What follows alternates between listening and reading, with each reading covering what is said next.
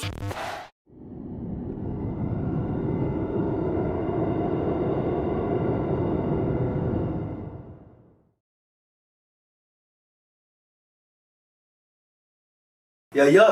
it's a Conversationists. We have a special guest today, Lee, in the building. Leetabb. Yes, Some of you real. Lee, why don't you tell them what you do? I do art. I paint a little bit. Got a couple of painters behind me. Talking to the mic. Oh, my bad. Yeah, I do a little painting. On my free time, I create art. You can see behind me, I have some art, some of my pieces, some of my recent pieces, and some of my pieces that just seem to go with what's going on in the world today. As far as the pot. You know what I'm saying? Yeah, that's my favorite piece right there, that pop piece. Oh yeah. That's to the establishment, how we feel right now, what's going on in the world. And if you're from New Orleans, Soulja Slim, they used to call him the New Orleans Tupac. So he actually got a song, Soldier Life Mentality, which will speak to the times right now. Y'all should check that out. Okay. All right. You say you say you're from New Orleans, but like I know because we went to school together. So what part of New Orleans? I lived all over New Orleans, but basically I'm based at Uptown. In the 13th, 11 ward, 12 ward, 10 ward, my family lived all through it, so basically just Uptown. How was it growing up there in Uptown? In New Orleans in general? New Orleans in general, yeah, because I grew up Uptown, I went to school downtown and played baseball and sports downtown, so pretty much New Orleans is one city, but it's all different, man. Uptown is different from downtown, downtown is different from uptown. Growing up Uptown, it seemed like, I wouldn't say it was harder, but it was different. Then when I lived downtown, I used to pretty much just hang out and play sports. Uptown, I did the same thing, but it was less like going to the stores, more looking over your shoulder, even if you was involved or not. So just all over the city the same, man. I ain't really, I live across the river also, in the cutoff. Okay. So Algiers, that's home. Yeah. Man, I stayed in Maple Leaf. So that's the best side. I stayed in Maple Leaf too. Oh yeah? Yeah, I stayed. Man, I lived in Maple Leaf. That was the first time my house got broken into. So that was a wake up call. Like growing up uptown and downtown, we used to look across the river as like kind of like thinking it's the suburbs, like thinking the east was the suburbs. Right. But that changed when I lived over there. Like all the Gaulle, that whole little area, like the cutoff in Algiers, that's different. I think it wasn't that way before Katrina. A lot of people couldn't go back across the river, so they kind of moved on our side, and Algiers got wicked. Man. Oh yeah, man. I done spent some time, like probably did some in the Fisher before the hurricane, and it was just different but not different. You know what I'm saying? Just the same. Being in the Melfa, I used to be in Magnolia a couple of times. It's all the same. Like I ain't really grew up in a project, but I had family over there, so it pretty much was the same, man. But it opened my eyes to see that we one city. And it's crazy that we all different parts of the city, but we all kind of like grew up the same. Pretty much just, it's hard out there. Okay, so you was in the city how long? Because I know you went to Grambling, Grand Fam. Oh, for sure, Grand Fam all day. Right? Yeah, I graduated from Grambling 11 and 12. I was in New Orleans for 15 years, pretty much till the hurricane hit. Then I finished my last 2 years of high school here in Dallas, actually in DeSoto. Did my 2 years there. Kind of wanted to I thought I was getting closer to New Orleans. I know I didn't want to go to Southern. So I said, let me check Grambling out. Grambling closer to Dallas than it is to New Orleans. Oh, yeah. That's a far ride, man. But I went to Grambling, man, changed my life. It was like the best decision I could have made. And it was close to home and not too far. So and I was able to visit New Orleans every chance I got. It opened my eyes about a lot that was going on in New Orleans also. So what do you mean? As far as like the opportunity, man, like we was living in a box in New Orleans. And we were kind of like, it seemed like, I feel like if the hurricane wouldn't hit, I probably would have got stuck doing the same old thing as everybody else, even though I went to a good school. I went to 35. And I wasn't really involved in anything but just looking up to my people and seeing what they was doing and not really having nobody to tell me, like, they say you could go to college, but they weren't really giving you the tools you needed as far as, like, because nobody in my family went to college, so they couldn't tell me what to do. You know what I'm saying? They just let you know that's your next step. So when I moved out here, it was, like, bittersweet for me. Like, I hated it because it was boring, it wasn't home. But at the same time, the people, like the counselors and everything, actually talked to me about school and motivated me to apply. And my mama got on my back a little more too. Like life became a lot more real after the hurricane. Like we had to do something. Okay. So when did you get into painting? Painting, I started painting like in 2016, like serious. I've been drawing my whole life, like just sketching and everything, and took a little couple of art classes like in school. But as far as taking it serious and trying to make money off it, 2016, man, I was working as a JSO, a juvenile supervision officer for Dallas County. And the money good, But the loans, the loans get you. So I'm like, damn, I need to try to find another means of income. And like one of my favorite movies is A Bronx Tale. And on The Bronx Tale, one of the lines is, the worst thing in the world is wasted talent. So I started tapping into my art and just putting it on canvas. I tried tattooing. That ain't my thing. I don't have no tattoos. Plus I got shaky hands. So I just started painting. And when I first started, man, I was using oil paint, just trying to remember stuff that I used in school, but it wasn't working. So I just kept going. And that's how I got to here. You know, I had to find my niche. Like I could do portraits, but just the way I do it, like the stencil form.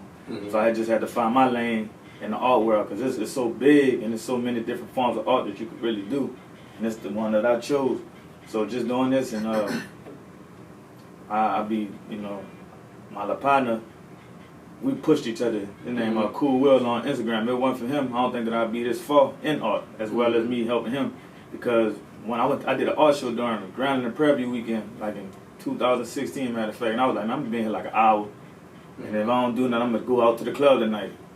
So I had a piece in there. The lady walked up like, how much is this? I was like, well, I'm gonna sell it for 50 to do. I was like, nah, I said 100. I said, all right. I said, I'll sell it for 100. She was like, I'm coming back and get it. I was like, she playing. And she came back 5 minutes later and was like, I want it. My girl's looking like, so we going to the club? I'm like, y'all go. I'm in here. Like, I'm good. I sold the paint for $100. I'm like, man, I ain't think nobody's gonna buy no art from it. So from that day, it changed my life. My partner I'm telling you about, he was there. He didn't have no hard art in there, but he was like, damn, this what happened? And we've been pushing each other ever since. So it's just from there, man. From 2016, I started doing these paintings, and I went to DeSoto with Von Miller. So he was doing a Von Miller day, and I was like, damn, I wonder if I could get him a painting. And that started me getting paintings to different celebrities. So everybody I went to DeSoto with, they know him. I don't know him personally, but they know him. So I figured it'd be easy for me to get it to him. So I told the people that know him, they were like, yeah, man, you can get it to him. That was the first painting I got to somebody, Von Miller, and it just sparked up from there. From there, I found a little lane where I could catch celebrities, and it just became like a second nature. The second person was Kevin Hart. He was doing like a book signing in Houston. We had an art show in Houston. I told my partner, I said, man, we're going to try to get a painting to Kevin Hart. He didn't think it was possible. Like, man, we're going to get this painting to him. We got it. We got the painting. He showed love and gave us a shout out and everything. So from them two, that was the two that sparked it up. And after that, everything else became easy. Became like easy, man. People respect art. They love art. So my cause it always seems to me when we see it, you know, it's like you always know where to be, you know where they are. So it's really just something that you stumbled upon. Yeah. Pretty much stumbled upon it, man. But whatever you do, you got to put time in it. You know what I'm saying? Put work in it, do some research. So, like I said, the first two, Von Miller was easy because it was like Instagram. Instagram helped with everything. They showed where everybody gonna be. So they said Von Miller did. This is where it's gonna be. I pulled up. Kevin Hart was having a book signing here. I actually heard him talking about it on the Breakfast Club. I watch the Breakfast Club like every morning. He was talking about all the days he was doing. So I was like, man, I think I can make it to Houston and do that. I'm going to have a show that weekend. Why not? And from there, it was just one of my partners. You might remember, you know Smalls? Yeah, so Smalls like, man. Oh, yeah, right, exactly. So he was like, man, you need to start hitting these celebrities up, man. Like, DMing them. I'm like, you tripping. He in L.A. He talking like, man, I meet celebrities every day. I'm like, man, I'm in Dallas, though. You know, I don't know about that, man. Instagram, they don't respond. He like, man, just hit him up. So I started hitting different, like, rappers up and they was coming in town. Some of them really hit back. Like, really looking for the painting. Like, and when that happened, I was like, damn, this is just really opening the doors and they really showing love. So from that day, just sometimes they hit me back and set up the meeting, and sometimes I just pull up, they see the art, like, come on in. Like with Dave Chappelle, I watch what fans will do to you, man, how they'll suck it out you. Like, dude did a show, and he was coming downstairs, and everybody, like, he looked like he had a good time, but after the show, everybody was pulling up on him, he kind of just, like slumped down. I stood out there with the paint, he looked at it, he just pulled off. He was like, man, y'all be out here tomorrow. I went the next day, he seen it. I called him before the show this time, because I was like, I'm trying to miss the rush. He seen it. I was like, man, I don't like taking no selfies. He's like, man, take the damn selfie. I'm like, all right, man. And he said, you know what, stay right here. He sent somebody out there to give me 2 tickets. Me and my girl went to the show for free. What's up? The next time I seen him was like an Erykah Badu birthday party. He walked up on me like, man, what's good? And we took another picture together. I'm like, damn, he remembered me from that time. So just being official with people, man, and being 100, understanding that we all human. You know, I had a big thing on my pride at one time. Like growing up, my mom used to tell me, you a man just like that, man. You don't need to run up on no other man and this, that, making me feel like a groupie. So from that day, I used to be like, man, growing up, because they see celebrities all the time, like All-Star Weekend in New Orleans, I would never approach them. I feel like they should talk to me. But as I got older and realized, like, we all men, we all equal, but our status is different. So no man better than you, but they got a bigger status, they got a bigger following. So I had to kick my pride to the side and start approaching these celebrities, man. It's just that what made it easy for me. So I had to overcome it. So I have a question. So how do you choose who you're going to paint? Is it more so based on the following and popularity, or do you go off more, do these people that you paint, do they inspire you or mean something to you in some way? I say it's an inspiration. There's some people that I looked up to. I don't really like to ride the wave because then I wouldn't be all into the art. You know what I'm saying? It had to be a rapper or something that I actually listen to where I know their music. It had to be somebody that I grew up on, like a comedian like D.L. Hughley, Marlon Wayans, Martin, and people like that. That's the people I try to catch. Like, this is a bunch of young rappers that come out here that's really popping, but I don't really feel like I should approach them just for the simple fact I don't know their music. I'm not into them and I feel fake. I don't like to feel fake when I'm doing art, no matter how it's going to propel me. I just rather do something that stick to me, I feel comfortable with. Because I feel like, you know what I'm saying, I feel real lame waiting out there for somebody I don't even listen to. Yeah. And when it's time to give them a paint, they don't even take it or something. Yeah. I'd be heartbroken, man. I feel like a fool. I wasted time. So it's like, I'd rather, if I get turned out, it'd be something that I wanted to do, not something I was just trying to get the crowd behind me, because the following is cool, but when you get those solid people with you, you don't get the support anyway. So you fuck with Meg, huh? Yeah, man. And that came on the fly. Like, at first, like, my cousin used to listen to her a lot. He was really into it, and I think he liked it for her looks. And I seen her a couple of times, like, just coming in Dallas, but it was never like a time that I was in town and she was in town. It took me to listen to some of her music to actually want to approach her to give her a painting. And she just so happened to be the biggest artist on the bill at the time. But when they first set out for that show, she wasn't the biggest artist on the bill. I forgot which one it was, but I know Boosie was there.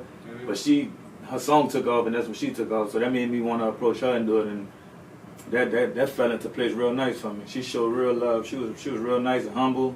You know, they was back there taking shots, driving the boat or whatever. They was doing all that back there, so that was cool. I guess. What's something you would tell someone who's, like you said, you had to come out of your shell, and you had to people had different statuses from you, and I kind of feel that way too. It's like, I don't like to approach people. I'm kind of humbling myself, changing my way, especially from New Orleans. Yeah. You know how we raised. Fact. You know how we are. So, what's something you would tell somebody in the city like us that's growing up around the violence, that's growing up around the ignorance? What's something you would tell them to get them out of their ways? It's a cliche. I say that it's a marathon, not a sprint.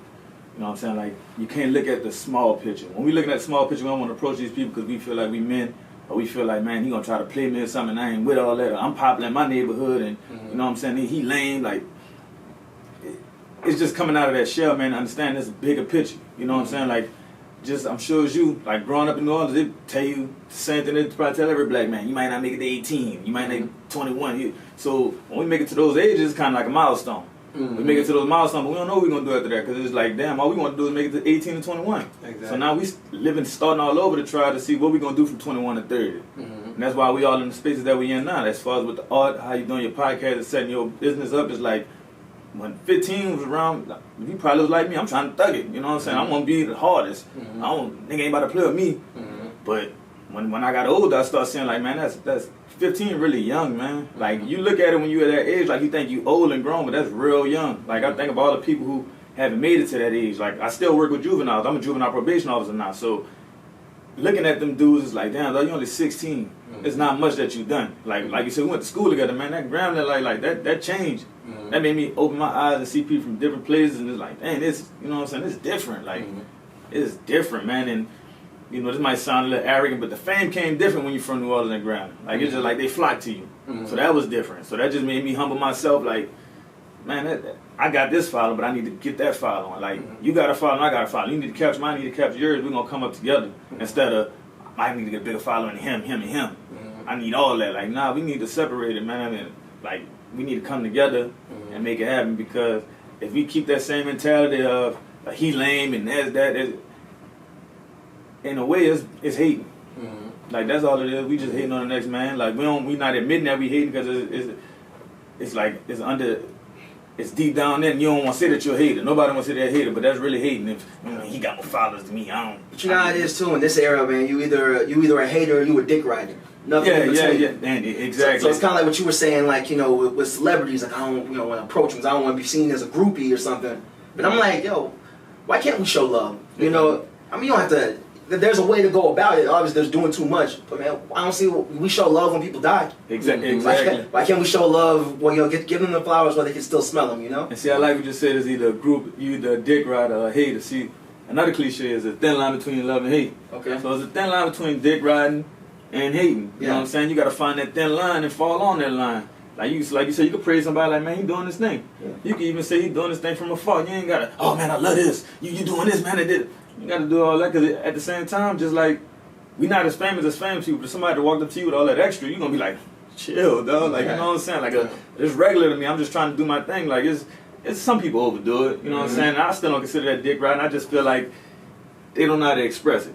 You know what I'm saying? They don't really know how to do it. I think Nas said something, a hater is really one of your biggest supporters or something like that. You know what I'm saying? They don't know it, though. Yeah, Nas, you said Nas? Yeah. Yeah, he had this one line. He said, hate is just, what do you say? Hate is just a hating is just confused admiration. That's it. Yeah, man. Yeah, from Life is Good, you're right. Yeah, that's where I was going with it.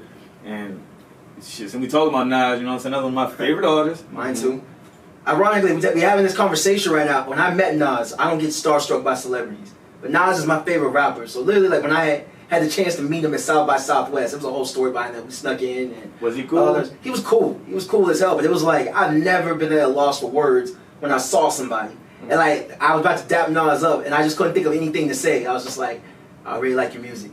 See, and I was, you know, but it was so, that was the only celebrity, the only person. But Nas is the GOAT. I feel that too, and Nas is cool, but it's two sides to the coin. You know what I'm saying? My experience with him was not good. For real? He wasn't cool at all. You know what I'm saying? He kind of played it like a jerk, like arrogant. I kind of felt a certain way about it, but then I dusted off. Man, it is what it is. Like it kind of messed me up a little bit. Like twice. Like one time was they had the Lauryn Hill and Nas concert. It was like one of my first times trying to catch them out at the venue. So I said, I'm gonna wait on Nas. Lauryn Hill pulled up. Like she was leaving, she pulled up. Like pulled up in a Bourbon and took pictures with everybody. She was like, you want me to sign it? I was like, nah, I'm trying to get this to Nas. She was like, well, all right, well, cool, I understand. And drove off. Nas came out. I'm holding the paint up, you know what I'm saying? I know he see it. Yeah. Peeled out. I was like, but you know what? See it though. What if it's like the little kid in the Eminem video, and he actually didn't really see it? And see, I came to that too, and then I regrouped. I regrouped because I started looking at the bright side. The only thing I regretted was not getting Lauryn Hill to sign it. Because I was like, man, I could sell this. I could sell it for more if she signed it. I still ended up selling that piece. So then like I said, it's all about being understanding. So I came to it and was like, well, you know, maybe he didn't see it. He was busy after the show. One of the things he said during that show was, you know, it ain't hard to tell. He gave a speech about how Michael Jackson didn't charge him for that sample. And he all about giving opportunities to the people. So when he said all that, I'm like, oh yeah, man, I'm about to catch him tonight. 'Cause I'm with my mom, I said, I'm catching him tonight. Yeah, he said all this, I know you about to show love. Yeah. He peeled out. But you know what, your story ended better than Envy. You know, DJ Envy. Yeah, you hear about that story when he met Nas for the first time? Yeah. It's talking about he ran up on Nas' car. Nas pulled out a gun on him. Yeah. This was back in the day, like Envy was selling mixtapes. It was back in the day. You know, so I think that's just Nas' personality, the way he grew up. He always like people running up on him like. And let me tell you that the second time I met him was at a club. He did like a personal show, I think. And then somebody invited him to the club. Like somebody had to be somebody with money. They invited him to the club. So I'm standing outside the club. He walked in. He looked. Like, oh man, that's nice. I did a different one. He went in the club. I'm like, all right, cool. So he seen it. He see what it's all about. They had a bunch of other dudes out there. They had people be getting signatures on vinyls and stuff so they could sell it. So he came out the club about an hour or two later, standing out there for him again, holding the paint up. He seen it. I was like, man, what's up, Nas? You know what I'm saying? You think you take a picture with it? Nah. I was like, huh? I was like, all right, cool. And they was like, well, sign it. At that point, I was out of it. I'm like, but I ain't sure. He was like, he signed it. And I'm like, all right, that's cool. And then he walked into this little white dude and was like, what's up, man? Signed his vinyl and was like, what's your name? I was like, nah. I was like, man. Nah, Joe. Come on. Hey, man. I mean, everybody's experience is different. Everybody's experience is different. And even after that, I kind of was like, man, this how it's going down. But then I was like, you know, ain't no telling what happened to him in the club. Ain't no telling what experience he had. You know, he had this shit with Khalees going on. I don't know what time this was, or you know, about like a year ago. Yeah, but and then It's recent. It's recent, but they go through a lot. You know what I'm saying? He been famous since '92. Since 19. Yeah, so it's kind of like, you know, some of that stuff probably old. Probably got million paint, so I just chalked it up as that. Now I got to paint the Nas at my house with his signature on it. I don't really know what I'm gonna do with it, but you gonna sell it? Yeah, you know, eventually, man. You gotta look on the bright side about it. I had a couple of, I'm glad we're having this talk because a lot of times people see all the pictures I do get, they don't never think about the pictures I didn't get. The people who didn't want it, the experience I didn't have. Like it's Chris Rock was another one, man. It must be up north thing. I don't know. Nah, not Chris. Oh my man, these are all my guys. Like, hey man, I felt the same way, man. Like, and you know, he said Nas probably ain't seen me. This the same venue I went out there. Chris Rock pulled out. I had made a relationship with the security guard at this time. As close as you is to me, this is his car. I just stood right. I never beat on their window, nothing. The paint up. He looked up, looked down, and pulled off. I was like, damn. Chris, asshole. Oh man, Chris Rock, man. I was like, damn, that's tough.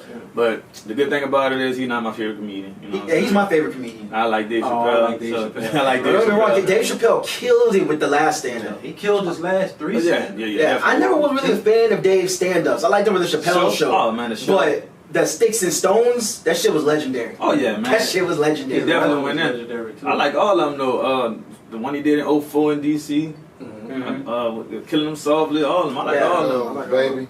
Yeah, the Baby in the Project. Yeah, man. Yeah, he killed the man when he said, what he said on there? I'm selling drugs, nigga. Why would I kill Ja Rule things this time? Oh, yeah. Shit was funny. Yeah, man. So he's funny, man. He just, you know, he be hitting, man. But there's a bunch of people that I didn't catch, and I didn't feel any way about it, or they didn't take the pain or whatever. But it's all for me. It's like staying humble, like you said, and understanding what I'm doing it for. Like, I know that the world we live in is based on social media and is based on your perspective, how people view it. So they see you with the celebrities, all of a sudden you popular, you famous. They talk to you different. I couldn't sell art for $60 at one time. Nice little piece of people, nah, that's too much. Now people see, oh, you know this person, that person. Yeah, I know this person. You know, I got a relationship with some of these people actually. So it's like, I want to pay like that. Like, it's just clout. Yeah, that's it, man. Like, and some of these. For us, we gotta understand how to ride it. You know, like we not chasing it, but once it comes, we gotta understand how to ride it. Exactly, man. And a lot of these people that celebrities that we call celebrities is real cool. Like I done had a couple of bad experiences, but a lot of them cool. I'm talking about they didn't give me their number, we didn't kept in contact and everything. So honestly, when I do get their numbers or we exchange information, it's like, what I do, you know what I'm saying? You don't want to abuse that. Yeah, like go and hit you up. Like for a long time, me and Dion Cole was going back and forth, and Sean Love, and you know he still hollers sometimes, but it's just like it's two men, you know what I'm saying? I think that's growing up too, just like bravado is like I just can't. I think you just crossed the level of where you see people as people. Yeah, that's it. You know, people are people, men are men, no matter what you're doing. We all wake up with the same 24. And I think that's when you start to catapult into something great. You know, once you see yourself as one of them. You know, because you are doing your thing out here. That's why we wanted to talk to you. We're trying to spotlight our people doing great things because the cameras are not there. That's why I started this. You know, I was going to events and I'm seeing these major things happen and I'm like, man, the camera should be there. You know, why is only the cameras come out when it's violence or when we die? I'll tell you what I admire, man. I remember you came to our show and you was like, man, I need to bring the camera in here. I'm like, man, definitely bring the camera in there. You came through one time and recorded a little bit like people do, like you said, they need to see this, man. There's a bunch of, it's like 100 artists in one small place selling art, man. All different types of art, and it's motivating. You see black, white, Hispanic, they all in there. There's no hate. You know what I'm saying? It's just love, and we need to show that more in the world, although it's overshadowed by the hard times we go through. Yeah, you know what I'm saying? I think that's just the agenda, you know, the agenda to show the negativities of us. Yeah. But like I said, we created this so we could highlight the positives, you know, because the cameras aren't there. Yeah. So we're gonna bring them now.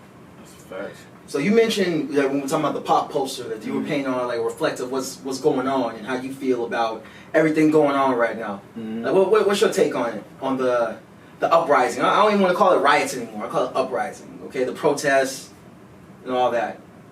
I would have to say is it's the pot done boiled over. You know what I'm saying? It's just everybody tired. So it's like we don't know how to. We tired of saying, all right, it's cool. You know, we'll fix it. Or we'll do this. Like I was thinking about the law the other day in Justice. I was watching Just Mercy. And one of the underlying things on that movie was they basically saying they don't care about the crime. It's just all about what you could prove in court. So it's like a lot of times as us as black people, as black men, we go on there, even though we know the world not fair, but we go on there, man, I know I ain't do it. I'm gonna be alright. Don't matter if you did it or not, once they put the facts against you, like, and then it's like, you don't know what to do, you don't know how to react, it's just like, man, it's right there. It's like, I compare it to dealing with, on a smaller scale, dealing with your teachers. Like, you think that you right, you so right. And when your mama come through, you like, Ma, I did this, this, and this. And you like, all right. Then your teacher go to saying, well, what about this day? Oh, remember this time you didn't come to class and this? And you kind of sitting there like, well, we talking about this though. Like, I was right on this. Like, yeah, maybe. But what about this, this, and this?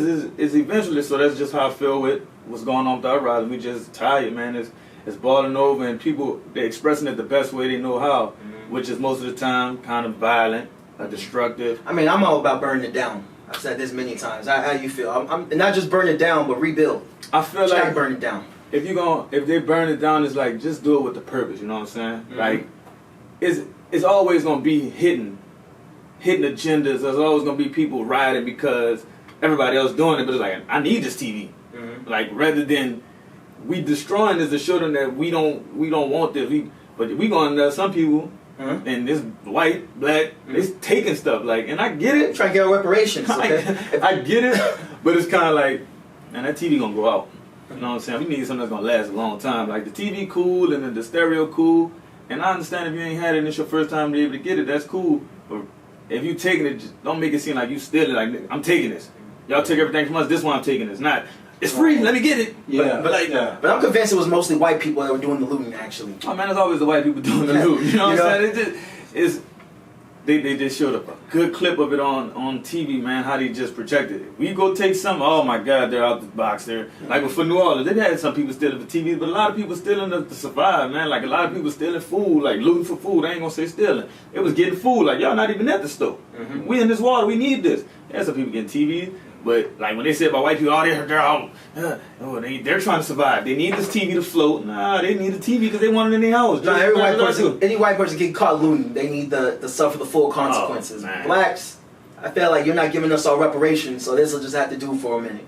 Yeah. For the time being. I look at it like this, you know what I'm saying? It's kind of like patching the flat. You know what I'm saying? Exactly. We're going to give y'all this, but the long haul, y'all going to have to pay for something. You know what I'm saying? You patch that flat up, you're going to have to buy a new tire eventually. So they're going to let us loot. They're going to give us this little stimulus or whatever. That's just them patching that flat. Exactly. At the long run, they're going to knock us down. You know what I'm saying? They're going to hit us with no grease. I mean, they're going to always get it back. That's why I don't like government assistance. Because they always find a way to get it back. Whether they're going to raise your water bill or the city has increased this. Or something has went up. There's always something small. They always find a way to get their money back. Extra $5, you didn't pay that extra money. I don't ever take it. But Lee, I'm with you though. There needs to be, because I said this last week on the podcast, like it does need to be more strategic behind all this. Because the only issue I have with Black Lives Matter, not the movement, but the fact that we said it for too long. That's how I feel. We said Black Lives Matter since, as far as I can remember, Trayvon Martin.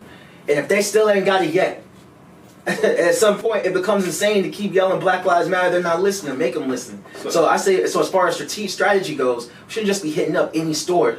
We should be hitting up the ones who aren't trying to further black people, the ones who have an anti-black agenda, like Starbucks. Why the fuck we keep supporting? Like Starbucks has gotten into more shit when it comes to rent. Did y'all hear about the recent? Man, I tell you, Starbucks, with them not wanting to wear Black Lives Matter. And then before that, the black dude that they called was a police on said he wasn't buying anything. Starbucks, man, Chick-fil-A, all these people, they stick their foot in their mouth all the time. Yeah. And it's just like, to me, and nobody agree with it, but Chick-fil-A overrated. You know what I'm saying? I think people go for the experience more than anything. Like, I fuck with Chick-fil-A. Yes, I see that, but they customer service straight, but then that chicken be dry to me sometimes. I mean, the sauce straight, but it's like, they hate gay people. They hate black people. They don't open on Sunday because they're religious and all that. They never said they hated gay people. Hey. All they said was because it was a religious owner, and he was just asked a question about gay marriage, and he answered truthfully. But it goes against his religion. Okay. But then people took that as, Chick-fil-A will fuck with the gays. But I've asked really gay people on my podcast, all right, y'all fuck with Chick-fil-A, and they're like, oh yeah, they're going to Chick-fil-A. Nobody taking it personally. Ain't nobody gonna take it personal when it's good. But think about this: what if they food when they're good? What if they did customer service when they're good? And he said that same statement. It would have been like, oh, he hate gays. Because the food good, the customer service good, people, I'm going to look past it a little bit, just like they treat black people. Well, y'all can't come in here. They got good service, so when we do get to go in there and Starbucks and get some coffee, it's like, all right, I'm in here now. But it's like, we got to pick our battles, man. It's like, if we going to sit down with something, we down with it all the way. Not, yeah, man, I can't fuck with them in the daytime, but at night I'm going to get me some shit. Like, I'm hungry today. Like, no, I'm with you, because I'm a coffee addict. Okay, I used to go to Starbucks faithfully for the longest. But I'm not fucking with Starbucks. And I'm going to say this, if you black, you're not pro-black if you go to Starbucks.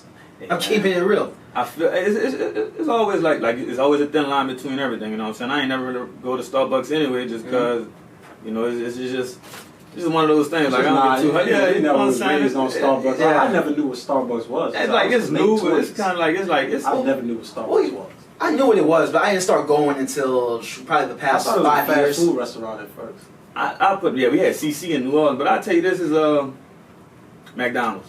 Everybody know about McDonald's. Fuck them too. All right. Everybody know about it. They food that's gonna kill you and all that. But shit, you know how many McDoubles I eat for $1?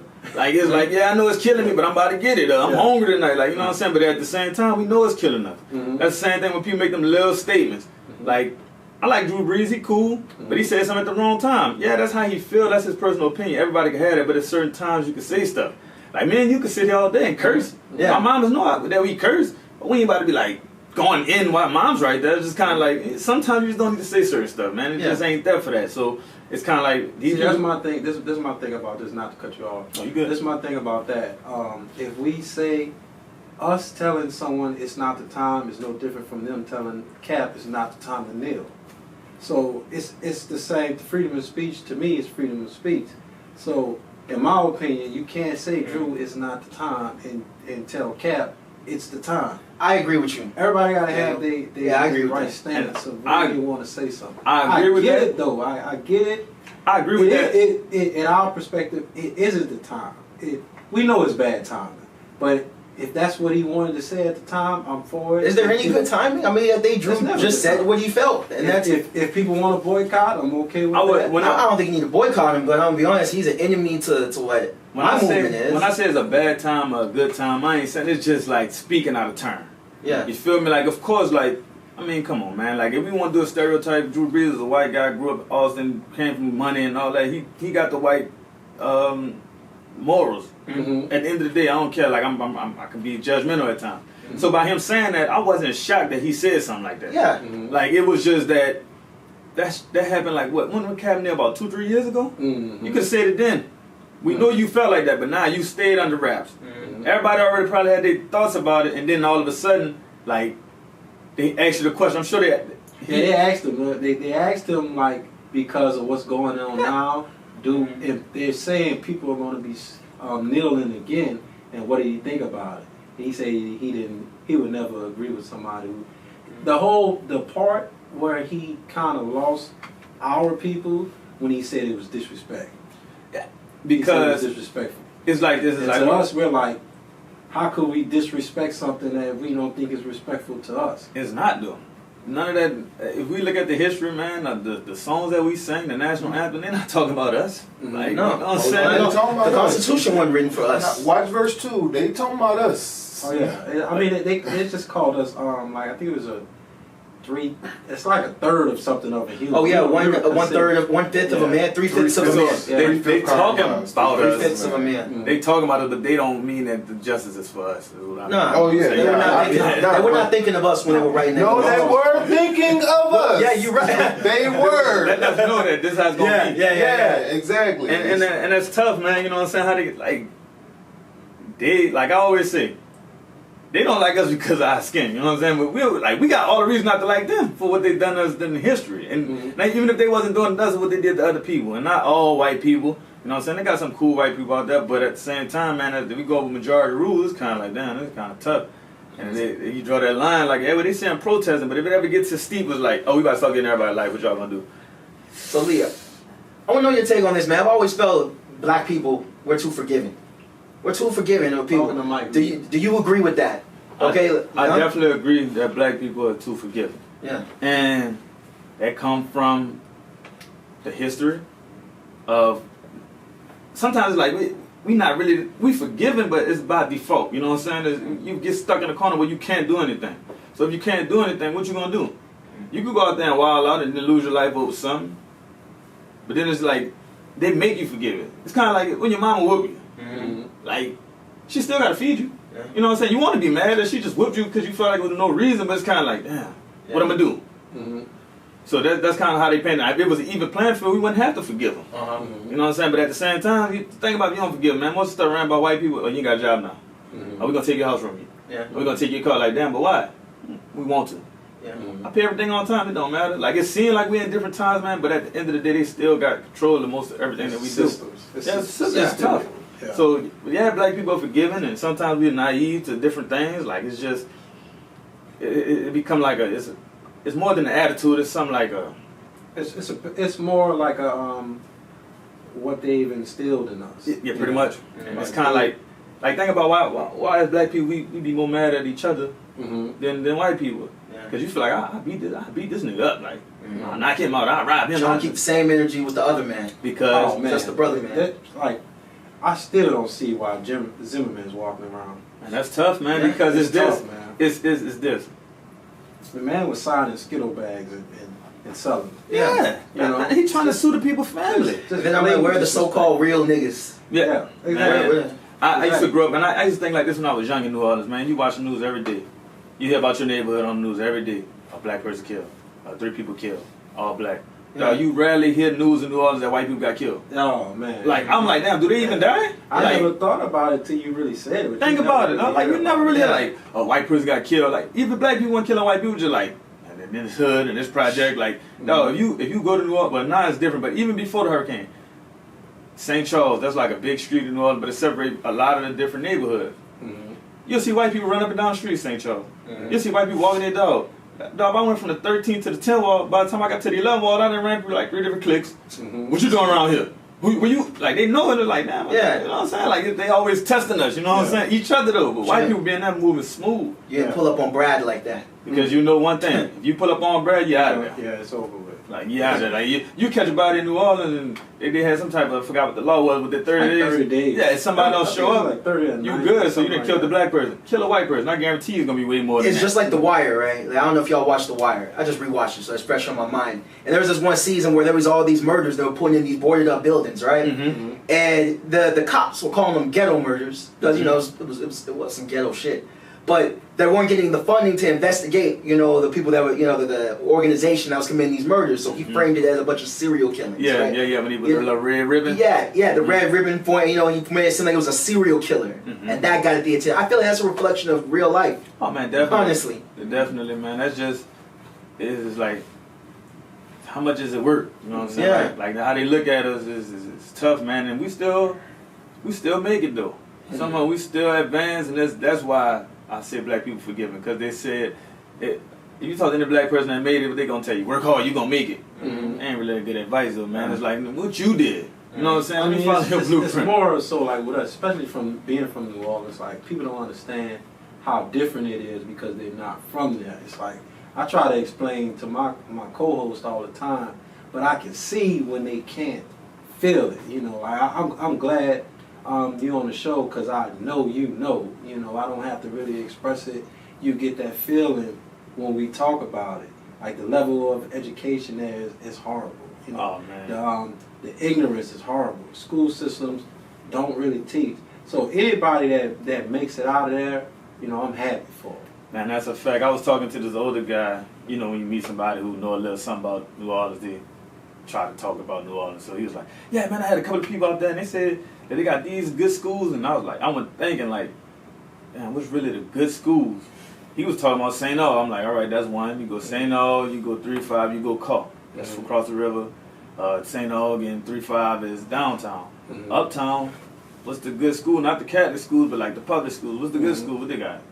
Corn, Fauché, and you know what I'm saying? They ain't like the school you'll be like, yeah, they academic wise, so it's kind of like, damn, we really don't have that many good schools that's really just like top tier. Yeah. And people still make it. That's why we make it different ways, but it's I a mean, different type of heart. even in our top schools, the education isn't the same. Oh man, It's never the same. Yeah. It's never equivalent to their top schools. What- And I think it's more so like we don't talk about the city in a negative light. I speak about it more in so to educate, you know, to get people to understand. I'm from where you from, where you came from. You know, I was ignorant. I was in and out of jail just like you, and I changed my pattern. My whole thing is being that football coach that got out of jail and was just around. You know, he didn't have any money, but he was out there saying, hey, you got to do this. You got to do that. Guy never gets a spotlight on him, but he's helping. This is my form of helping, you know, and hopefully I can reach the masses in New Orleans, and that's how I get back to the city. Man, you definitely doing it. I'll tell y'all a funny thing, man, about this guy. He came to Grambling, right? And it's like, you had a reputation, you probably ain't know about it. He had a reputation, man. It was like, and he always looked mad, you know what I'm saying? So it's like, you approached him. I always approach everybody the same. You know, I'm a joker, kind of, you know, all about respect. Yeah. But he had a reputation, like, man, he this and that. I'm like, oh, yeah? Like, yeah, man, don't mess with him. Like, I feel it, you know what I'm saying? You get it, but it's like, to see you elevate now, man, you came, like, just from having that reputation to now, like you said, of course people going to take the lesson from you. Because you really was there, you know what I'm saying? And I can't speak about anything that you did because I don't know, but it's just like the reputation you had just was there, you know what I'm saying? So to see you elevating right now, it's fire to me. But like you said, like in New Orleans, man, it's I moved out here to Texas. One of the dudes, we a close friend of mine, man, dude told me, I didn't even know y'all had a team.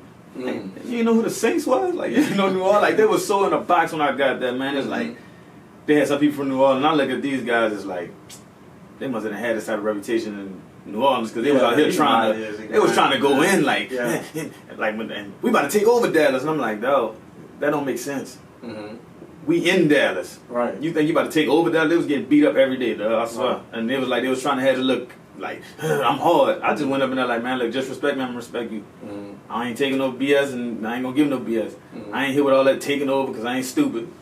But you ain't about to disrespect me, you ain't about to play on me, you ain't about to come with no Katrina jokes and none of that, because that's definitely gonna make it go down. But I'm not about to come in your spot and tell you I'm about to take over. I don't know nothing about this area. All right, so I'm looking at one of your pieces, the Soulja Slim piece. What was going through your mind when you made that one?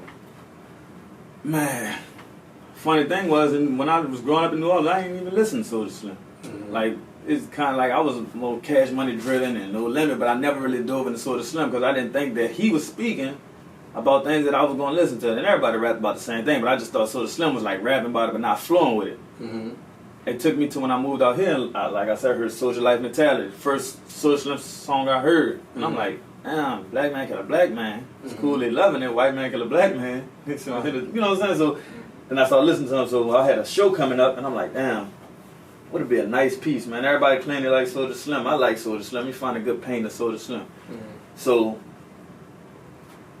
although I didn't listen to his music, I realized the impact he had in New Orleans. Like, we was West Soulja Reeboks. Yeah. So it would be a better piece to draw of New Orleans than Soulja Slim. Like, I could have went with Wayne or somebody like that, but nah, I felt like Soulja Slim speak more to the people. Yeah. It's like he closer, like he more to the streets.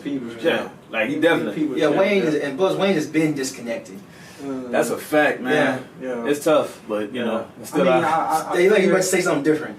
I kind of get it. You know, he's been gone for so long. You know, they've been gone. He's been famous since he was 14, though. So, you know, so I understand. But Wayne has been. That's like telling Michael Jackson to go to be hanging in. Yeah. Wayne is really that big. Like we don't really see it because he's from Holly Grove. He's you know, we wanted him to be ours. You know, we definitely wanted him to be his hometown hero. You know, one of the biggest people to ever walk, you know, this earth. And I don't know why people are mad at Wayne for his politics. Like, people are still listening to Wayne for his political views. Man, they gotta understand that. I look at it from a different perspective, though. Lil Wayne is an educated guy. He knows exactly what he's saying. He played that little role as a druggie and all that. That's cool. Yeah. When he said that about, man, what I'm gonna look like doing this, and are we gonna send out another tweet? What happened? Right after that, all the rioting started happening. Like, it was going on and building up to it, and he said it, and everybody like, damn, why Lil Wayne said it? But he kind of spoke into it. Now look at all these celebrities you see them at rallies, hiding their face, but they at the rallies. Not saying that he said it personally, but he said, why we send out another tweet if we're not going to do anything? Well, you got to keep in mind, there's still the virus out. That's why they're hiding their face. I feel it, but I'm saying before this, celebrities went out there like that. Not everyone like a conscious rapper or something. They weren't really in the street. Like now you see Wale and even the ball players out there. Yeah, like you see all these people because Wayne, and I ain't saying that Wayne the one that made it happen, but he basically said, why would I send out a tweet if I'm not going to do anything else about it? They started tweeting, and all of a sudden you see him out there. Not saying they're trying to prove him wrong, but what he's saying wasn't that bad to me because it's like a tweet don't do anything. And like you said, why are we looking at Lil Wayne for his political views? Like, I don't know why we look at a lot of entertainers for their political views. If they want to be that, then okay, you know, we'll take it. But if that's not what you want to be, I'm not for making them speak about something they don't have no passion for. That's people expecting more celebrities than what's expected, you know what I'm saying? It's just like, I'm a regular person, and so if a celebrity say, so Lee, why you not out? What I'm going to say? Oh, well, you know, I don't know. But you know, this is something that everybody, I feel like this is a war that everyone can fight in their own way. There are several ways to fight. There's several ways to protest. You probably might be protesting through your art. You know, there's so many ways to go about it. But going to those ball players that you're saying though, that you see out marching. If you were in the NFL and you didn't kneel when Kaepernick was kneeling, I don't want to see y'all in the marches now. Just fake energy. That's how I feel. I feel like all these, because I know y'all seen these ads. Every company now is standing with the black community. Everyone is every company is saying their Black Lives Matter. No, fuck y'all. Exactly. Okay, where were y'all at 4 or 5 years ago? Exactly. Okay, even the church. Okay, even the predominantly white church that puts on the that little outside sign on the outside saying Black Lives Matter. Fuck y'all too. Okay, because where were y'all when we were still getting murdered from Trayvon Martin and up and into the current? So do we give them an opportunity to admit that they were wrong? No. See how I feel about it is my issue is there is no accountability. White people want to side with it. They want to side with what because it's affecting their pockets. Yeah, what it's my doing. thing is, I feel it's affecting. Like everybody was so because if you notice, there are all these companies who've been silent when blacks were getting killed. They were all full pride as an LGBT. The LGBTQ community. Why? Because LGBTQ has a lot of buying power. So they made sure that they changed their logos to be rainbow during Pride Month and all this and that, and that's fine. That's fine. But I don't want this fake support. What have we learned from these people, man? Is that they don't care. Like you said, it's affecting their pockets. What was they 4 or 5 years ago? So we don't. They're not admitting that they was wrong. Nah, so we can't forgive them for something that they was wrong because they don't feel that they was wrong. When they sit at a round table like this, like us talking regular, they saying that, man, we gotta do what we gotta do. They put Black Lives Matter on Madden, Call of Duty, and all these Netflix, and it's kind of like, come on, though.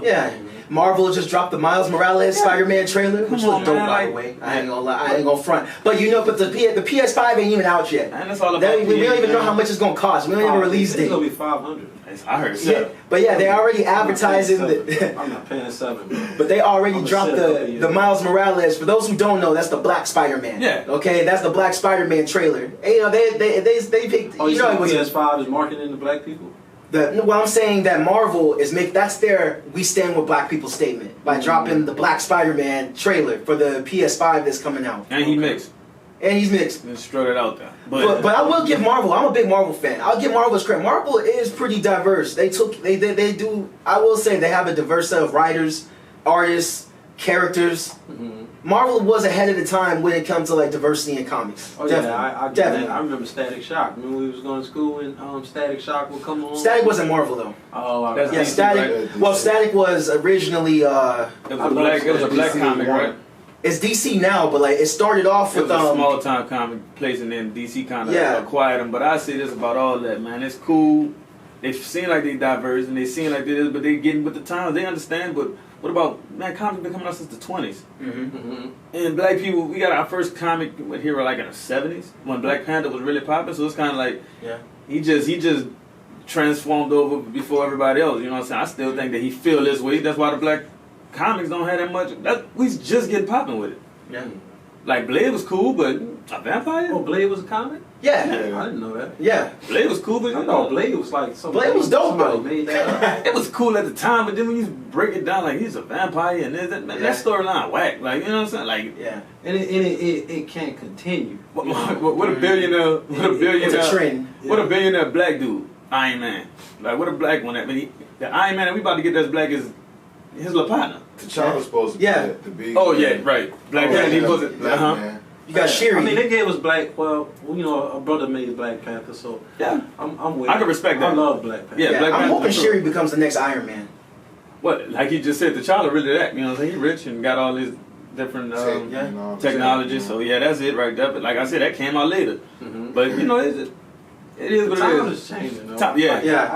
And I think, you know, once we're older, you know, our kids will have it better from I what agree. we're going through. And I respect these young bulls for getting out there tearing it down. Mhm. Because I think White that's the people only too. thing you're gonna.